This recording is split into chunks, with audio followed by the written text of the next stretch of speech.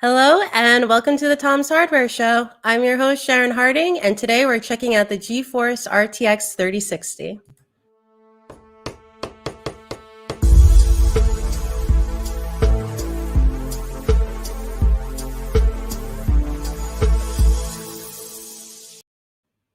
So we are live as always, and we are taking your questions. If you have anything you want to ask, just drop your question into the chat on YouTube or Facebook, and we'll try to discuss it live on air. So joining me today, we have Tom's Hardware Managing Editor, Matt Safford. How are you, Matt? I am all right, and probably less tired than Jared is. Hey, I got some sleep last night. I went to bed at midnight. That's pretty good. I did wake up at 5. Like I set my alarm for 5:30 and I woke up at 5 because probably my brain was like, oh my gosh, is it ready?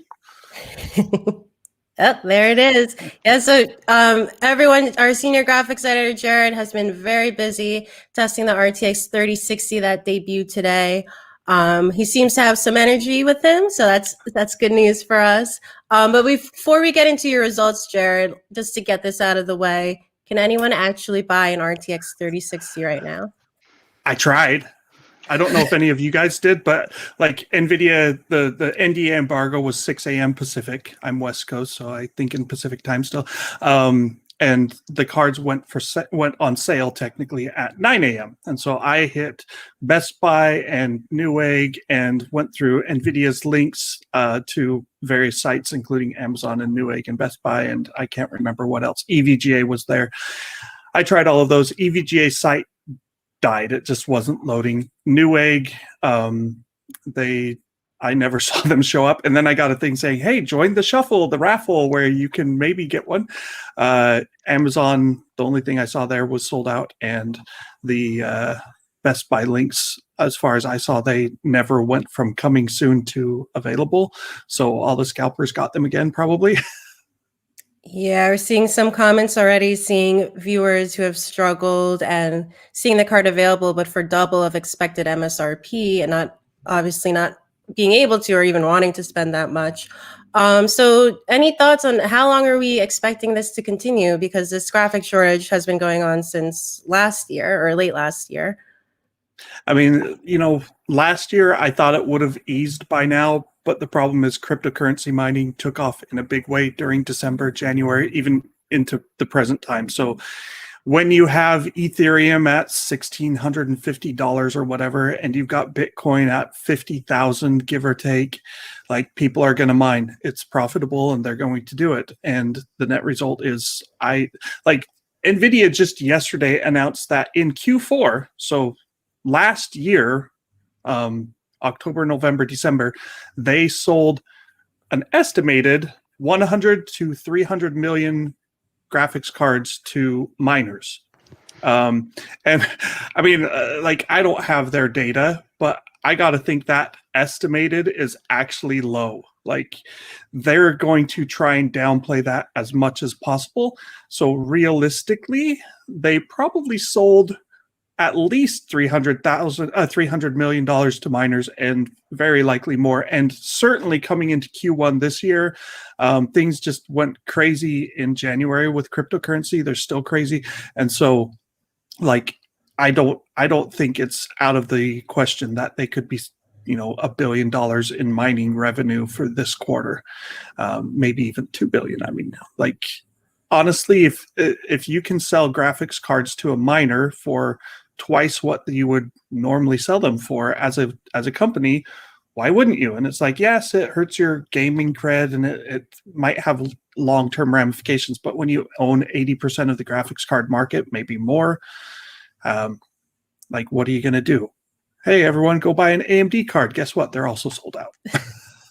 Well, that's kind of something you noted in the review too, right? Is that it's a multi-tiered problem, because if Ethereum crashed tomorrow, there still probably isn't enough silicon to go around for all that, I mean, the people wanting to buy graphics cards and play PC games right now is higher than maybe it's ever been. And so even if the biggest problem goes away, there's probably still a production problem, just in terms of how many people want these for gaming, that there probably isn't enough.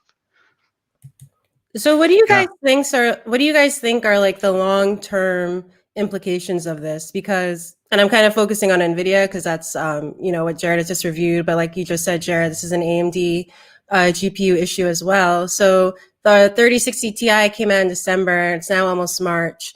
And at some point, the next gen RTX or whatever cards will have to arrive as well, right? So how do GPU vendors bounce back from this? Because building your own high-end computer is pretty hard right now. Yeah, I mean, it's a supply demand problem. It's not just supply of graphics cards; it's supply of all the components, all the the substrate stuff. The wire bonding is at a there's not enough wire bonding machines and such to go around. All of that is causing delays and problems. And so, as the pandemic eases and hopefully the vaccines get out there, that should help boost production in various parts of the world, unless a mutant variation of COVID takes off and then we're back to square one. I mean, it's almost impossible to predict what will actually happen. It's kind of like trying to predict Bitcoin or Ethereum prices. So, I mean, long term, it will stabilize somewhere, and how long will that take? We've heard from, I think Nvidia said this, maybe it was AMD, maybe it was both, that they expect shortages to continue throughout 2021. Like, we are in the second month of 2021 and they're already saying, yeah, our forecast for the next 10 months is that it's not going to be solved before then. So that's not good news. And like RTX 40 series, if you can sell every RTX 30 series you can make, they don't really have a reason to rush out 40 series is kind of the sad thing. It's the same on CPU sides. If you're selling everything you make and then some at higher prices than you initially planned, there's no rush to release the next gen. You just kind of rake in the profits and you prep for the next gen and wait for things to reach the point where it makes sense to launch. What's your take, Matt? That's kind of a bummer to think that we might not see the next gen cards. Although, how big of a bummer is it if I can't even get the 30 series, et cetera, now? No, I mean, I think history tells us that the other thing that we'll be dealing with after this is, a flood of used mining cards hitting the market, and the sort of hangover from that Nvidia and AMD will have to deal with in, like, if it crashes quickly, then they set themselves up for this amount of growth and profit based on all these things, and then all of a sudden, like a large chunk of their revenue just disappears. That also disrupts these companies. So yeah, we'll see. But I don't think any of the outcomes in the short term are likely good. Let's put it That that is way. a fair assessment. Well, and I think they're going to be kind of extra cautious this time because in 2017, 2018, they had this crypto mining surge, cryptocurrency surge, and all the graphics cards were sold out for 6 months or thereabouts. And everyone kept on saying, well, why don't they just make more? Why don't they just make more? And somewhere along the line, AMD actually said, okay, RX 570, RX 580 are in super high demand. We've sold everything we can make. Let's order more. And of course, it takes 4 to 6 months before that more materializes as end user graphics cards. And by the time they actually got the cards, the crash had happened. And so we ended up with $120 570 cards. And that lasted until last year when the crypto mining surge came again and they finally sold all of those 570 cards that had been sitting around for a year and a half, 2 years, whatever it was. I mean, so I think they're very concerned about flooding the market for both the mining sides and the non-mining side. So it's better to not have enough and sell them all at high prices than to make more and suddenly end up with a glut.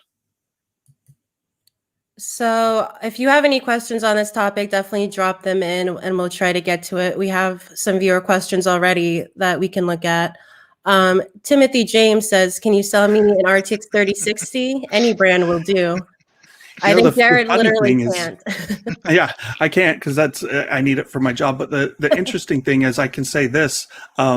I got more 3080 cards and 3090 cards at launch than I did 3060. Like, it's kind of weird. No one sent a 3060. Nvidia shipped me an EVGA model.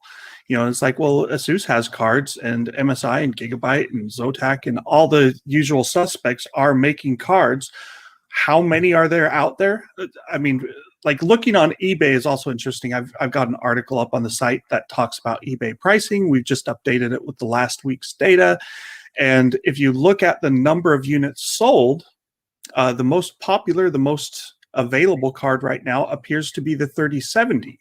In fact, the 3060 Ti is selling at the same median price on eBay as the 3070 because they both have the same mining performance. They're both selling at $1,200. That's a little depressing for a $400 or $500 card. But the 3070 has sold in the last week like 2,400 units or some such, and the 3060 Ti was like 900 units. So it was almost 3 times as much for the 3070. So you have to wonder, it's like, well, how many 3060 chips are there to go around? Because NVIDIA is using them for laptops as well as desktops. And so potentially, they make more money off the laptop sale, I would assume, and they might just be putting more of them into laptops. Or, I mean, who's to say they're not just selling straight to miners? If a miner shows up with $1 billion, like Tesla owner Elon Musk, and goes, hey, I want to build my own mining farm and I'll pay you twice what you're normally selling them for. How do you say no to that as a company? Like, I think if Elon is doing it, it'll be on Mars, right? Like, he'll start sending GPUs to Mars now, and mining in space. So Vincent Carvajal asked if we have any advice on getting an affordable graphics card. He said he's been waiting patiently for months. A lot of us don't have the cash to pay these outrageous inflated prices scalpers are charging. So what's your advice, Jared? eBay has a queue, supposedly. I don't know how well that works. I actually signed up for it because I signed up not that I need to buy the card. I don't have any EVGA models besides the 3060, but I just want to see how long it takes before I get the email saying, hey, your numbers come up. Do you want to buy this card? So it's been a few weeks already. Clearly, all the 3070s, 3060 Ti's, 3080s, 3090s, they're still in demand, but at some point you figure they've got to get through the queue, and the people who got on 6 months ago are probably at the front of the line now.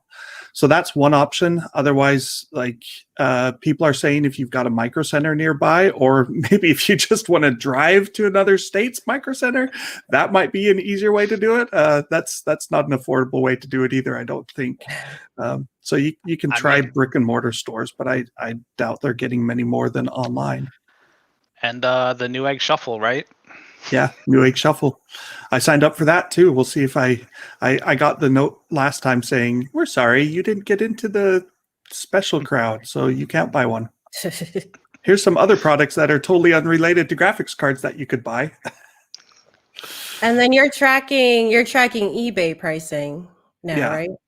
eBay sold listings. So these are things that people have actually bought, and I try to filter out images and pictures that are put up. Like, there's this kind of anti-scalper thing where they're like, hey, I'm going to put up a listing that says read description, don't buy, and it will just be a picture of a graphics card. And I mean, like, I figure eBay's got to ban those accounts for doing shady stuff like that. But I mean, I don't know what your scalper bots buying stuff off eBay to then resell them. That seems kind of counterproductive, but oh well. Yeah. So anyway, tracking eBay pricing, and you can see, there's an upward trend on nearly every graphics card for the past week, and if you go for the past month, it's definitely upward on every card. The 3080 has gone down just a little bit in the past week.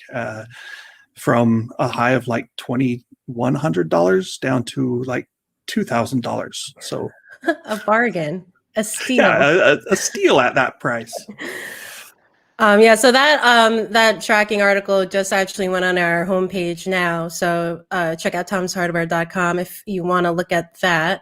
Javier Perea says we should go back to Super Nintendo and so on. Not a question, but a good It's a point. statement of fact. No, and it's something to be said. Like, if you don't have any graphics card right now, like Mhm. look on Craigslist, look on Facebook Marketplace, look on local stores. Like, just find anything cheap. If you've got a nerdy friend, maybe they've got an old GPU that they're willing to sell you, and you might be able to get them to do it for like less than the original cost if they're a good friend. I mean, it's a possibility that I would not neglect. But otherwise, I'm like, if you've already got, I mean, a GTX 1050 is kind of slow, but it can play pretty much any game out there. Well, at least the 1050 Ti. The 1050 with 2 gigabytes, a bit of a concern, but I would just buckle up and just try and live with what you've got. And if that means giving a pass on all the latest games that launch and need an RTX or a big Navi card,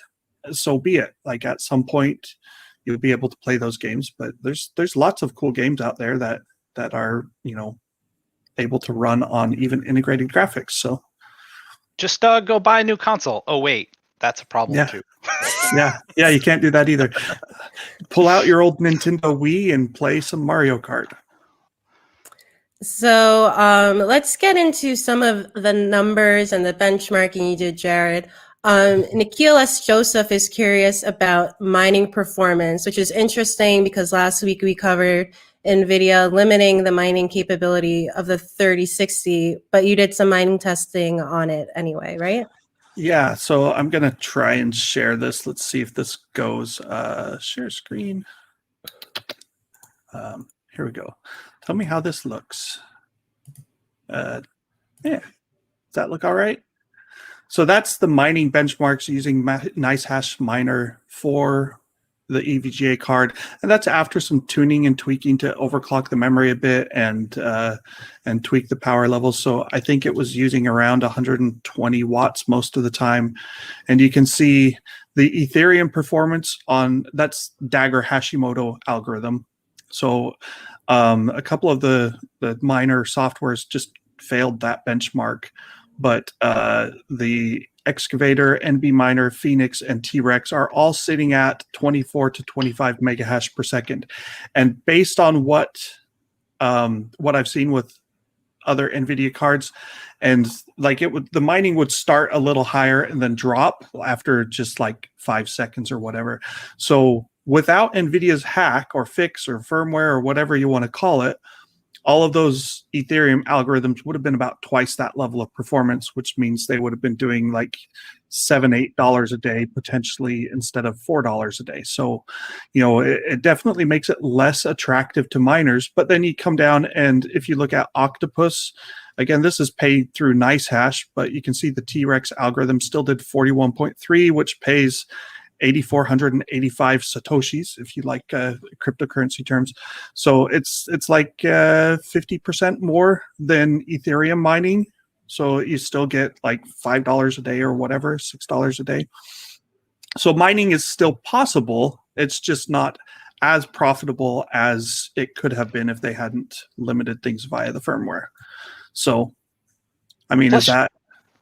Yeah. I was just going to say, plus, that everybody's going to be trying to find workarounds for that, right? I think probably a lot of people are just going to assume that like there's going to be a workaround and let me get the card now. And yeah, I mean, Nvidia hasn't said what they've done to limit the Ethereum mining performance. Presumably, like there's certain math calculations that you would have to do for the algorithm, and maybe those are consistent enough that they can try and detect those. But it's like, well, what if you can shift the order of those calculations a little bit, and instead of doing like A plus B plus C, you do A plus C plus B, or whatever it is, right? Like if you rearrange the order of the calculations and still get the same answer, you might be able to get around their limitations. And NVIDIA could update their drivers to block the future iterations, but the reality is now we've got a release driver and the miners can always roll back to this driver. So any future driver is basically like if it limits future mining hacks or workarounds, that doesn't fix the problem because the miners can just roll back. So that's kind of where we sit. I suspect someone's going to figure out a workaround. The fact that the T-Rex Octopus algorithm is pretty much right where you would expect it to be without the limit in place, suggests that other mining algorithms will be able to do something for Ethereum. Time will tell. Yeah, and just a quick note for anyone who had trouble seeing that image we just pulled up, specifically Shauna and Jeffrey. If you head to our RTX 3060 review, you can take another look at that image. Yeah, the full-size image is there. Don't look on it on your phone. Just like pull it up on a PC. You can click the icon in the corner to get the original image, and it should be legible if you do that. So. Yes. So Jared, one question I have for you after all your testing is, do you have a headache? As in, how loud is this card? It's, you know, it's relatively loud compared to all of these triple fan, you know, like give me 1 sec. Let me grab a different card as a point of reference. Oh, Jeffrey says okay, this is an AMD card just to show you, but this is hold on, I got to turn off my Nvidia broadcast. Oh, we talked about this, Jared. I know, I turned it back on because I like the look. Okay, so this is the AMD Radeon 6800 XT, and that's the EVGA card, and you can see like the two fans, it's smaller, it's shorter, it's about the same thickness, but maybe a little thinner. Sorry, I have these backwards. Let's fix my hands. And the reality is, you know, it's a thinner, lighter card. I also got in the review, I mentioned the dimensions, and I talk about the cooler. You know, if you look at this cooler, it's relatively lightweight and it's thin and it doesn't weigh a lot. And all of that means it needs more airflow to provide the same level of cooling. And so that happens by spinning the fans faster. And in gaming, the fans, just benchmarking at stock Metro Exodus, the fans were averaging about 72% fan speed, which you might think that's, oh, well, that's not 100%, right? But the, like, your RTX 3080, your RTX 3070, those cards and AMD's cards, most of those are running at like 40% fan speed. So they're running a lot faster. You can also see, like, it's hard to show, but these have an integrated rim around the outside of the fan. And a lot of the newest model cards do that. That actually increases the static pressure and the airflow into the fan heat sink, or through the fan and into the heat sink. This EVGA, it doesn't have that outside rim. It's the older style. And it makes sense because this is supposed to be a $329 card, so they have to cut corners. There's no RGB lighting. There's no fancy special stuff like that. It's a single 8-pin connector. So they have to limit things, or they have to try and reduce cost however they can. And the net result is they have to spin the fans faster. Overclocking, which I also did, took the fan speed up to like 81%. And at that point, you know, relatively close with my microphone, it was hitting 50 decibels compared to like 43 decibels on a 3080. So, you know, it's definitely a louder card. You can certainly hear it. I don't know that it really matters because I've got this monitor that has a fan in it, and it's honestly probably the loudest fan in my office. So just know, though, that it's not a quiet card. And if you want a quiet card, then again, like, you know, look for one that has triple fans and a bigger cooler and costs $50 more. And if you start looking at that, you go, wait a second, the 3060 Ti usually has all of those things. And guess what? The 3060 Ti is like 25% faster. If you could find a 3060 Ti for MSRP, right? Like it's $400 compared to $330.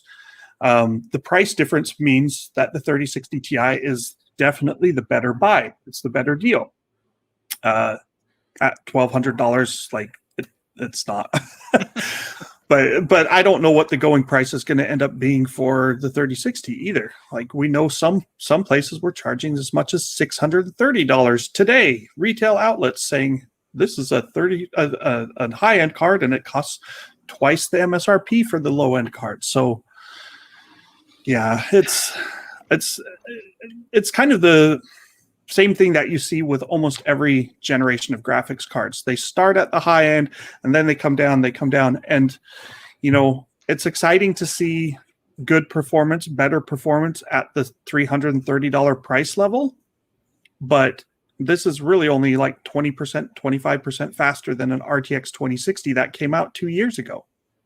So if you waited 2 whole years to upgrade your graphics card and you could actually buy them today, you would have improved your performance by 20%. Like that's not a lot. It's something. It's not nothing, but I don't think it's that huge of a change. And so the mid-range and the mainstream and the budget cards always kind of feel a little boring after the high-end Halo cards because you get relatively less for your dollar, especially when you factor in the cost of the rest of your PC. I just like the other thing that I was thinking about when I was reading a review is, I know it's nothing new, but the steady creep of like what was like entry level and mainstream and high end, like just the idea, like I was thinking when I think in like 2007 I bought an ATI HD 2600 XT, which was a mid-range card at the time, was $150, and it kind of like felt like I was spending a lot, right? And now now a mid-range card is 3.5 times that much.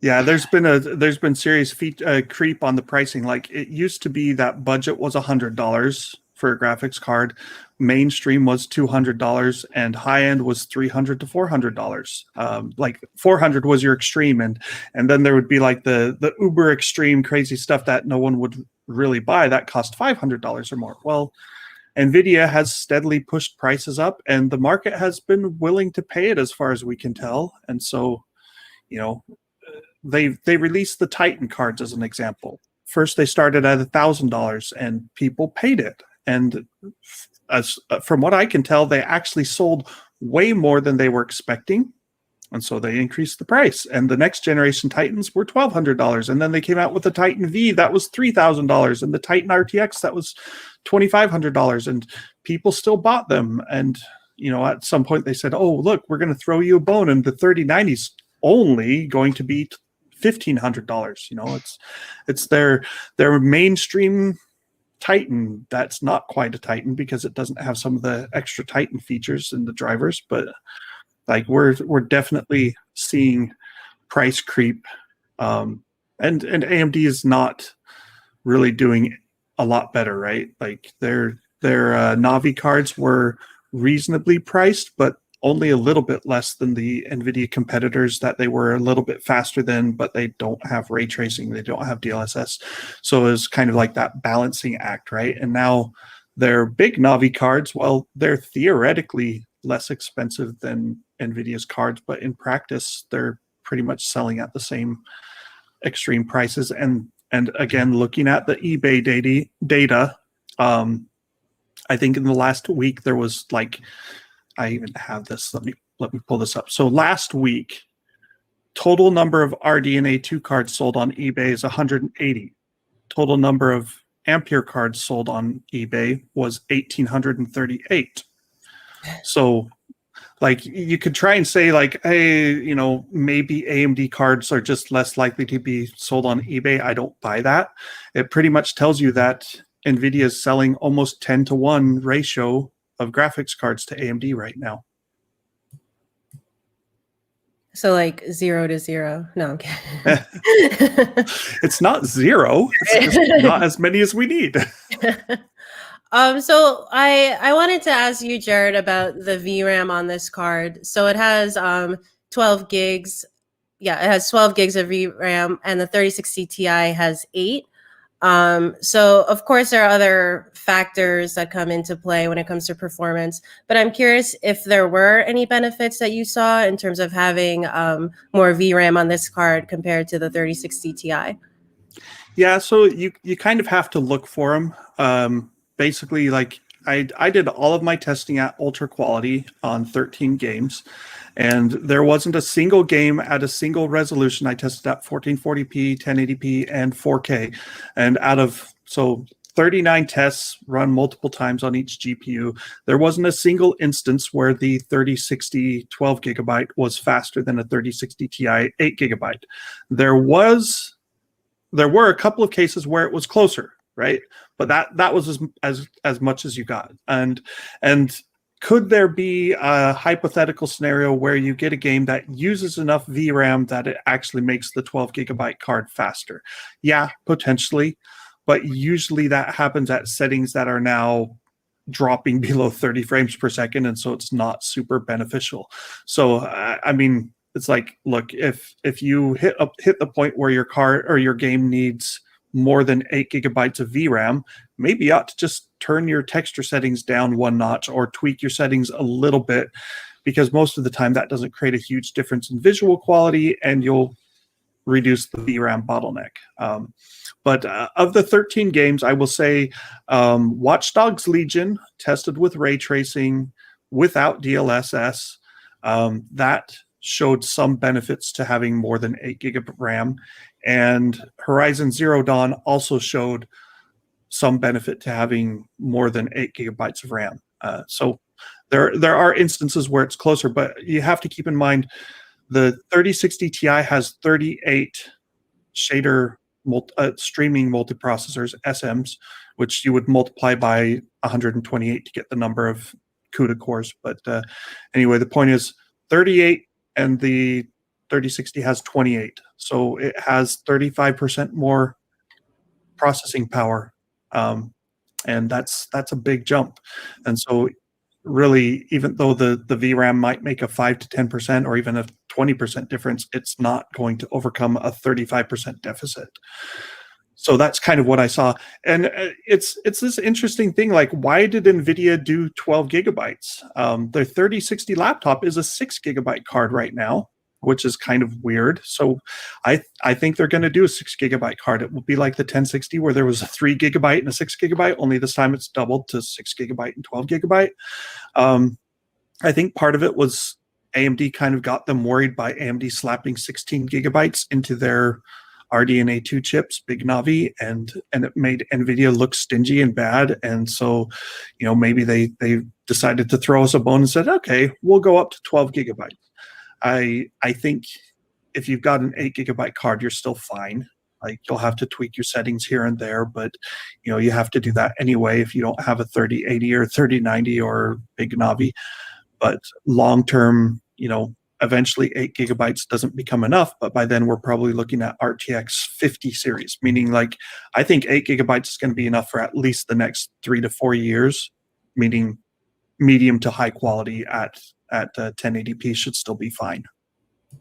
That's a lot of talking. I like to talk, can you tell? I like when you talk, Jared. So Matt, what do you think? Do you think they're going to come out with a 6 gig 3060 card? And do you think that would have appeal? I mean, at this point, they're selling whatever they make, right? So, you know, like, I don't even know what appeal is now. Like, everything that comes out of the factory is gone before I can even think about it, right? I mean, I wouldn't be surprised at all. You know, I mean, I think, you know, as Jared was saying, I mean, whatever decision they made about like 6 or 12 was made before all the mining stuff happened. So, you know, I mean, I think given the amount that they're selling to miners right now, I mean, they're going to make those decisions, I think, probably based more on that part of the market, you know, and knowing that that's where the vast majority of them are going to go. And I mean, for gamers, it's probably going to go more towards laptops, and it's already 6. So maybe, I mean, it's just a matter of whether it's at all cost effective for them, because I don't think there's at least the way things are right now, there's any need for them to, yeah, I don't know. It is interesting that so I talked about this in the review as well. The memory on the 3060 is actually Samsung 16 gigabit per second GDDR6 memory, and it's on a 192-bit bus. So you get less memory bandwidth, but all of the other GDDR6 cards that NVIDIA has shipped to date have used 14 gigabit per second memory. with the exception of the 2080 Super. But so the 3060 Ti, 3070 Ti, they're both 14 gigabit per second. And then all of a sudden, like I'm like, so wait, like you cut down the amount of memory or the bus width, but you increased the speed, but you didn't increase it as much as you could have. I mean, I overclocked the memory to 17 gigabits per second, so there was tons of headroom. So it's like there's just all these weird things that kind of happen. I'm like, I don't know why Nvidia does this. It's like the 1660 Ti when that launched 2 years ago, I think, year and a half ago, whatever it was. It had 12 gigabit per second GDDR6, which like I don't even know that it really was 12 gigabit. It was probably like 14 gigabit memory that they just downclocked because they didn't want it encroaching on the higher performance 2060 or something, and they wanted to get that market separation. But like there's all these weird things. There's supposedly GDDR6 shortages as well. There definitely are on the GDDR6X used in the 3080 and 3090. So you sit there and go, well, wouldn't it have made more sense for them to launch with a 6 gigabyte card? I still think it's coming, but I guess they decided, hey, we'll give the higher VRAM amount and maybe look a little better, and then we'll say, hey, and if you want to save money on a card that you still can't buy, here's a 6 gigabyte card. Yeah. It's all up in the air. Like there's too many balls being juggled right now, and they're all dropping. So, looking at your gaming benchmark results specifically, Jared, it looks like the RTX 3060's closest competitor, the one like right above it in terms of frame rates, is a 2070 Super. Pretty consistently, not by a lot of frames, usually just like a handful. Can you talk a little bit about that, and like the advantage a Super has over the 3060, and if was this what was expected? I mean, it was kind of expected based on their architecture. So, Ampere and Turing they're different, but they're not like that different in some ways. Turing is still a capable card. And so what you end up with is like, if you look at their graphics core counts, so like you flip over to the 2070 Super as an example, comes with, I'm actually pulling this up. It comes with 2560 CUDA cores. And 40 streaming multiprocessors. So you go, okay, well, it's got 40. The 3060 has 28 streaming multiprocessors, but they're better streaming multiprocessors. And I think the kind of fuzzy math is that if you multiply the SM count on an Ampere GPU by about 1.6, that's kind of where it lands in your Turing generation. So you had more SMs on Turing, but less cores, and there's this balancing act because the Turing architecture you had concurrent floating point and integer execution. So you had two separate data paths. One was able to do FP32 calculations, one could do int32 calculations, and they could both run simultaneously on every clock cycle. Ampere still has that, but it actually goes like this. This pipeline is FP32. This one is FP32 or int32. So they added FP32 capability to the second pipeline, but about 2/3 of this pipeline ends up doing int calculations anyway. And so you don't get that full GPU core speed up. But if you do mining, it actually gives you the full speed up because they do all these FP32 calculations, I guess. And so like the mining performance is directly benefited by the Ampere architecture. Interesting kind of side note, whereas gaming doesn't quite benefit as much from all of those FP32 cores. So, when you say 40 SMs versus 28 SMs, but they're better SMs. And so you kind of hash it all out. And it's like, well, it's faster than a 2060 Super, which has 34 SMs. But it's slower than a 2070 Super, which has 40 SMs. So it's kind of like, well, I guess the 28 SMs performs like a 37 SM Turing card is what it amounts to. And the memory stuff kind of affects things a little bit, but it doesn't make like a huge difference in terms of overall performance. I think there's perhaps better lossless delta color compression technology in Ampere. Nvidia didn't really talk a whole lot about the major changes to stuff like that on Ampere, but we assume usually there's underlying improvements in the architecture that they don't really dive into. So there you have it. Like, Ampere is Turing improved and reworked, but it's still not like this radically new thing that you can't possibly match with Turing, because we know that the 3070 performs about like a 2080 Ti. And so that's kind of what we got with the 3060. It performs about like it performs like a 2070, right? So it lands right between you've got the 2060 Super, 2070 Super, and a year before those was the 2070, and that is like right where the 3060 lands. Am I the only one who wants all the 30 series cards to be better than all the 20 series cards? Is that just too naive? Yeah, wouldn't that be nice if your 3060 were better than the 2080 Ti? I think it would be simpler from a shopping perspective. What I've always looked at in the past, and again, it's fuzzy math here, but it's like each generation from Nvidia is like the previous generation plus 10. So your 2070 was kind of like a 1080, and your 3060 is kind of like a 2070 is kind of like a 1080 in terms of performance. And so it's like your 3080 would have been like a 2090, which didn't exist except kind of as a Titan RTX. And it wasn't even like, it's faster than the Titan RTX. So at the top, you get a new level of performance, but everything else just drops down 10 points by model number, and then you change the front digit. So it looks like we have time for some questions from the audience. There are a couple comments. They definitely seem like they're jokes, but I want to bring them up and see what you guys think. So Ruru2M said earlier, "Don't worry, Intel XE will save PC gaming." And Chris Puncher Carilla said he's going to wait for the Intel cards. And if you're listening to this, there are laughing emojis rolling all over the place. So what are your guys' opinion on the entry of XE, Intel's gaming graphics card, when it enters this whole crazy market right now? You know, we've got XE laptops, and they're the integrated XE LP standing for low power, but I think it also stands for low performance.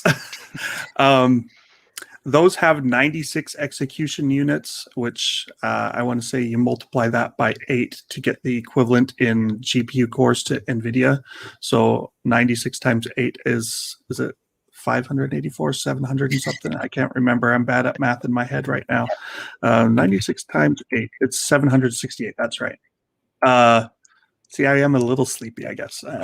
So you know, the XE-LP is like at best a 768 core NVIDIA processor, which, gosh, what is that? That would be like a GTX 1050 maybe. 1050 Ti, yeah, that's like right down in that range. And you go, well, how far are they going to scale that up?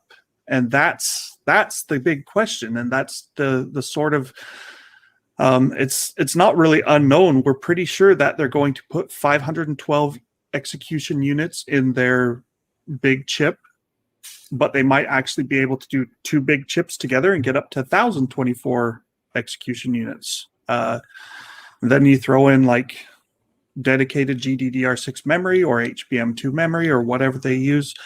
It could be competitive, but they have to get their drivers right too. And I know I tested XE graphics. I actually got sidetracked with all the graphics card launches, so I haven't written this up, but there were multiple games that I tested that are new releases that won't run on XE graphics right now. I don't know if that has been fixed in a driver update, but you know, everyone loves to hate on Cyberpunk 2077, but it was the biggest game launched last year in terms of anticipation, and it didn't run at all on XE graphics. That's a problem. Like, if your dedicated graphics card can't even try to run the latest game because of a driver bug, you're not going to do well. So not only does Intel need to get enough performance at a low enough price to be competitive, but they also need to make sure their drivers are fully functional. What do you think, Matt? You've been covering all of these companies for a long time. I mean, yeah, I don't know. Intel has a history of trying with graphics before, and it's not a good history. So, I mean, like from the beginning with this, I've been skeptical, but at the same time, I think on some levels, the most important question is like, how is XE going to handle mining? Because if it turns out that it mines well, they'll sell a lot of them. Yeah, As long as it's an the interesting market question, right? doesn't crash. Yeah. I was actually, weren't you on with an Intel person like a few weeks ago, Sharon? And there was someone threw out a question. They're like, "How's its mining performance?" I was like, "Oh, yep." I mean, Miners gonna I mine. guess they have the opportunity to lean into it if they dare. I don't think they'll dare because that's a controversial topic, but they have that opportunity to plan around it. Whereas for, they kind of just drop Yeah. into NVIDIA and AMD's laps. I mean, it's interesting because Intel has been kind of more compute focused on their previous attempts. Okay, so history lesson. XE graphics is technically Gen 12 graphics from Intel. What's Gen 1? Is Anyone? this a quiz? Yes, Or it's a listen? quiz. Matt, what's Gen 1? I don't remember off the top of my head what it was I called. don't remember the exact product name, Yeah. but I know Gen 1 is what they put in their i740 way back in the 90s. That was their first gen graphics architecture. It was their first attempt at a dedicated graphics card, and it kind of fizzled and died, and they never tried again until they kind of did with this project called Larrabee. And Larrabee ended up like it was really interesting, and I've heard people from Intel, kind of internal people that have left the company now, say, Larrabee was actually killed because of politics, because Intel is a CPU company and we don't do games and graphics, damn it. And so they killed it. Like they didn't literally kill it, but they handicapped it and changed things. They didn't give it the resources it needed to thrive. And so it kind of morphed into Xeon Phi, which has been this compute card for a while now. They've had different generations of Xeon Phi, and Xeon Phi was in a bunch of the supercomputers for the past 5 years, doing pretty well. So Intel knows how to do compute. They can do some cool things there, and their GPU solution kind of is, let's put more compute with graphics functions into some of these cards and see where that goes. I'm curious to see, like, it might actually be a pretty impressive compute card, which, if nothing else, like Intel might not be able to beat Nvidia or AMD on graphics, but they could beat them on compute and sell to miners or supercomputers. Do we have a release date for that? Supposed to be this year. Like last year, I thought it might have come out in 2020, but then the COVID thing happened, and so we got XELP as a solution that was integrated, but we didn't get standalone XELP cards. Those now kind of exist, but they're only in OEM systems, and there's various limitations. There's like a BIOS and firmware link that has to be present for an XELP DG1 card to work in a system, so they're only in Dell and whatever computers. I kind of was expecting, again, this is last year, I would have thought first half of 2021 would be XEHPG, their high performance gaming solution. Raja Koderi, their head of their graphics division, who used to be with AMD's Radeon software group, he posted a tweet, I want to say a month or two back, sometime in the last month or two, and it said something to the effect of, making a high performance graphics card is really hard. I'm like, well, yeah, you know that, you've done it a few times, but like reading between the lines, I'm like, that kind of sounds like XEHPG might have just been delayed another 6 months. So I'm hoping, like, it needs to come out in 2021 to be relevant. Otherwise, it'll be too slow and too late to the party. And Intel doesn't want to sell these things for, little tiny amounts of profits. So what are they going to do? Well, they'll try and make them into data center solutions and sell them to server people, is my assumption. But we'll see. Again, this is, Intel knows gaming drives money, but they still haven't ever attacked the gaming market in the graphics segment. And Raja Koderi is it feels like he's trying to get them to do that. But at the same time, Raja has also been a data center compute guy too. So it's kind of this nebulous thing. Can you get Intel to actually take graphics and gaming seriously, or will they just see the dollar signs from enterprise and data center and go after that? And I suspect it's more the money thing that Intel wants. What makes you think that? Just like a hunch. There's a small hunch. So Kevin Deegan is looking for advice on the best GPU for 4K video editing. They're building a computer on an AMD 3970X CPU and a Zeus Zenith Extreme Alpha motherboard. So Jared, what do you think? What's the best GPU for video editing? I mean, best, most powerful, fastest, it's going to be the RTX 3090.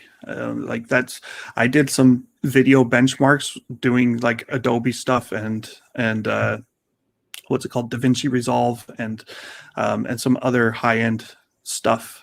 And the 3090 was up to 30% faster than a 3080, and they were generally better supported than AMD's solutions. So it's partly because it has 24 gigabytes of memory, partly because it's just got all that memory bandwidth as well, and partly because Nvidia does more on their drivers than AMD, I think, to work with companies like Adobe. I guess it kind of depends on what graphics package you're using. There are instances where the 6900 XT would be faster. Like if you run spec ViewPerf, I know there are cases where the 6900 XT, even the 6800 XT beat the 3090. And that's because NVIDIA's limited the 3090 with their drivers to not be as fast as their Quadro cards. So that would be kind of, I guess if you're a serious video professional, you could make the case for buying a Quadro card from NVIDIA, which, they cost pretty much $6,000 for the high-end models. So that's my question, is like, when you say a 3970 though, a 3970X, like that's a $1,500 CPU nominally. And so I kind of assume like you're ready to go high-end ultra extreme stuff and get the best that you can.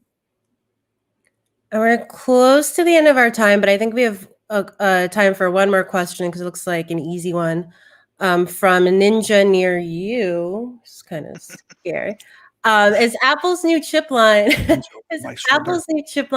any way a competition for NVIDIA for gaming performance? I think we can answer that easily. I think it's no. Not yet. Not yet. It's not. That's a good answer. Yeah. But the kind of the word on the street is Intel lost a lot of engineering talent to Apple over the past 5 years. They're both pretty close together. And when you look at Apple's chips over the past 5 years, they've gone from their Twister cores and Cyclone cores and whatever the latest models are. But like the A14 Silicon and the M1 Silicon, they're good chips. They're not faster than a 16-core desktop processor, but they're very power efficient. And it's the same thing that Intel and AMD have been doing and NVIDIA have been doing for generations. You iterate. Every generation, you get a little bit better, a little bit faster. If you can keep power down and add performance, that's the goal. And Apple's been very good at that on their smartphones for the past 12 years, and they make a ton of money off of those smartphones. I mean, like, you think about it, what's an iPhone 11 cost, or is that the latest iPhone 12? I guess 12, right? Yeah. Right. So like the high-end models are $1,200, and people buy those every 2 years. And I have family members where I'm like, hey, maybe it's time to upgrade your laptop that's 6 years old and cost $500 back in the day. And they're like, oh, but that's so expensive. I'm like, and they're sitting there taking a call. I've got an iPhone 8 from work, but they're taking their call on an iPhone 11 or an iPhone 12. I'm like, you got an $800 or $900 phone in your hand and you won't upgrade your laptop. Like, give me a break. Apple makes a lot of money, and a lot of money means a lot of R&D, means their chips are going to keep getting better, and they've got a lot of followers. So I don't think their M1 is going to come anywhere near pushing AMD and Nvidia and Intel out of the market. But, give it like M3, M4, like that's the biggest threat Intel is likely to see. and AMD is likely to see for CPU dominance. I mean, just look at like where AMD's come from, the first Ryzen, right? And like that was a huge step in its own right and very impressive, but it had issues and like it's gotten kind of amazingly better in a few generations. So yeah, I mean, if they, like Jared said, they have the resources, they have the talent. If they can execute, it's definitely a threat. We'll see. Well, thank you to everyone who sent in questions. You've been a lively bunch this week, and I love it. If you haven't already, definitely go to tomshardware.com and check out Jared's review of the RTX 3060. Lots of info, lots of benchmarks, and we also have coverage on stock and things like that on the site as well. And if you've had fun, you could like this video on YouTube or Facebook, subscribe to our YouTube channel, like us on Facebook, or download the show as a podcast. So thanks for everyone who stopped by. Matt and Jared, thanks for sharing your insight with everyone. And that's our show. We'll see you next Thursday.